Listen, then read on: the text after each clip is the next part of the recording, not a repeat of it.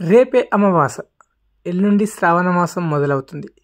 గత సంవత్సరం అమావాస్య రోజు సందర్భంగా విధ్వంసమైన గుండం ఇప్పుడు ఎలా ఉంది? శ్రావణ మాసానికి జడ్చర్ల రంగనాయకుడు ఎలా ముస్తాబవుతున్నాడు? అక్కడ గుండం కార్యక్రమాలు ఎంతవరకు వచ్చాయి? అభివృద్ధి కార్యక్రమాలు ఏమేమి జరుగుతున్నాయో తెలుసుకునే ప్రశ్నలో ఈరోజు రంగనాయకుల స్వామి గుట్ట దగ్గరికి వెళ్ళాము.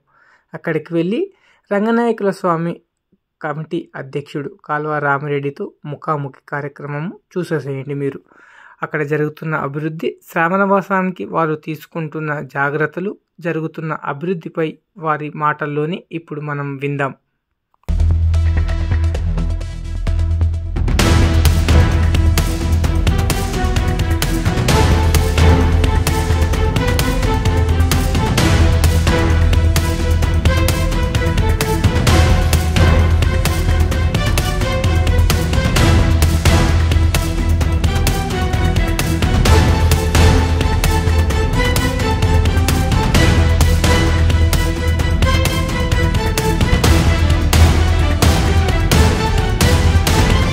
గత సంవత్సరము ఈ రంగనాయకుల గుడి ఉభయ తెలుగు రాష్ట్రాల్లో ఫేమస్ కావడానికి, హల్చల్ కావడానికి కారణము వేల ఏళ్ళ సంవత్సరాల చరిత్ర ఉన్న కోనేరు విధ్వంసం జరగడమే దీనికి జరిగింది. సో ఇప్పుడు కోనేరు కొద్ది వరకు అయితే పునరుద్ధరించబడింది.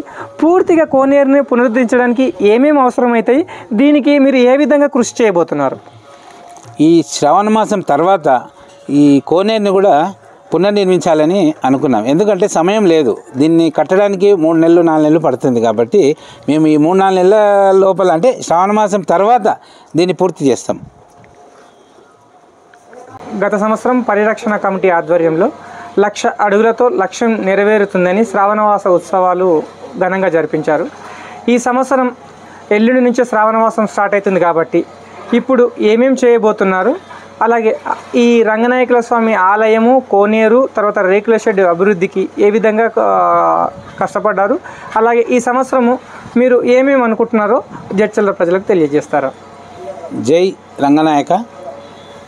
గత సంవత్సరం 1,00,000 అడుగుల లక్ష్యంతో వేద పండితులు చెప్పారు కాబట్టి ఇక్కడ 1,00,000 అడుగులు పడితే ఈ గుట్ట, ఈ రంగనాయక స్వామి దేవాలయం అభివృద్ధి చెందుతారని వేద పండితులు చెప్పారు. కాబట్టి మేము 1,00,000 అడుగుల సంకల్పాన్ని 1,08,000 మంది వచ్చారు పోయినసారి.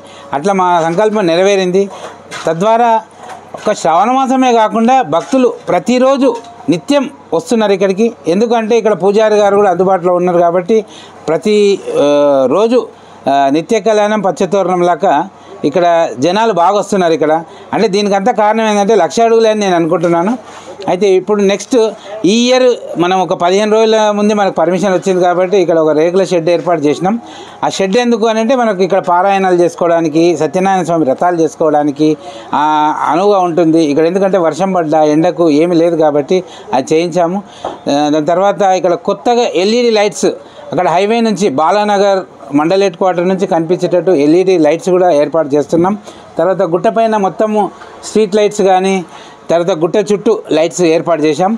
నెక్స్ట్ ఇంకా ఏంటంటే ఇక్కడ అభివృద్ధి చేయాలి అనే సంకల్పంతో నేను వచ్చాను. గ్రామ ప్రజలు, పట్టణ ప్రజలందరూ నాకు సహకరిస్తున్నారు, హిందూ బంధువులందరూ సహకరిస్తున్నారు కాబట్టి నేను ముందుకు వెళ్ళగలుగుతున్నాను. ఈసారి శ్రావణ మాసానికి మీరు ఏమేమి టార్గెట్ పెట్టుకున్నారు? ఈ శ్రావణ మాసానికి భక్తులు ఇంకా అధిక సంఖ్యలో రావాలనే సంకల్పం తీసుకున్నాం మేము.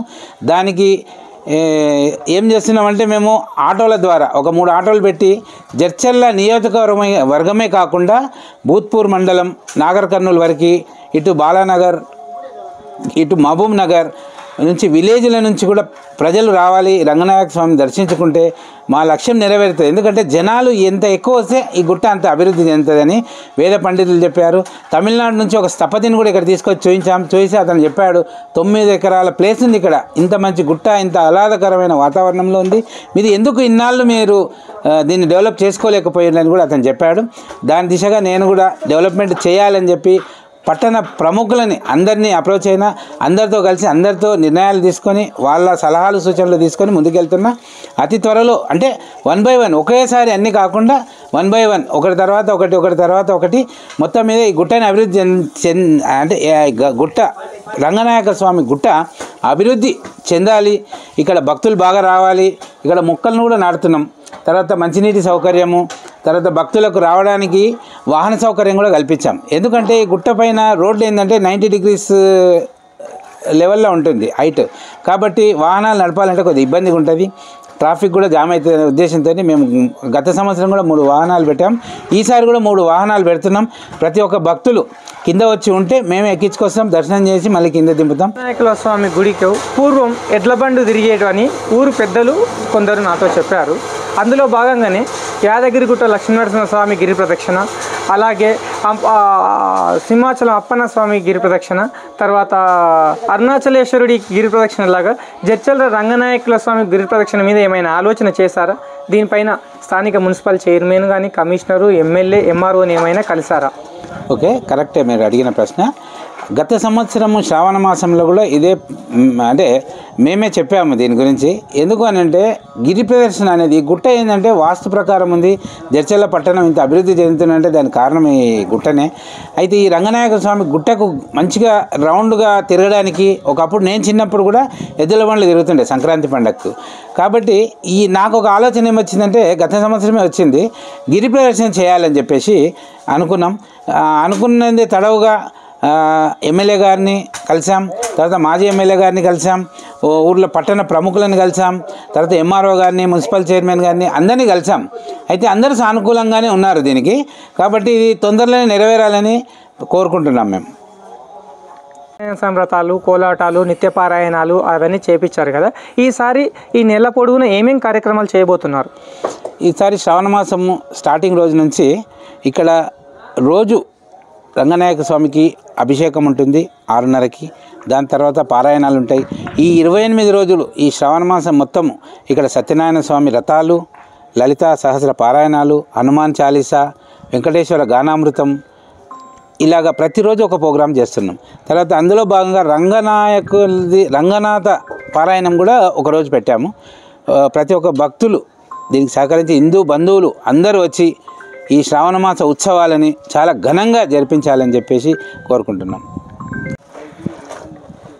ఈ శ్రావణమాస ఉత్సవాలని ఘనంగా జరిపించాలనుకుంటున్నాం. ప్రజలు, పట్టణ ప్రజలే కాకుండా పరిసర ప్రాంతాల ప్రజలు కూడా అందరూ విచ్చేసి ఈ శ్రావణమాస ఉత్సవాలని ఘనంగా జరిపించాలని, ఈ రంగనాయక స్వామి ఆశీస్సులు మీపై ఉండాలని, ఆ దేవుడి కృప మీకు ఉండాలని కోరుకుంటున్నాను.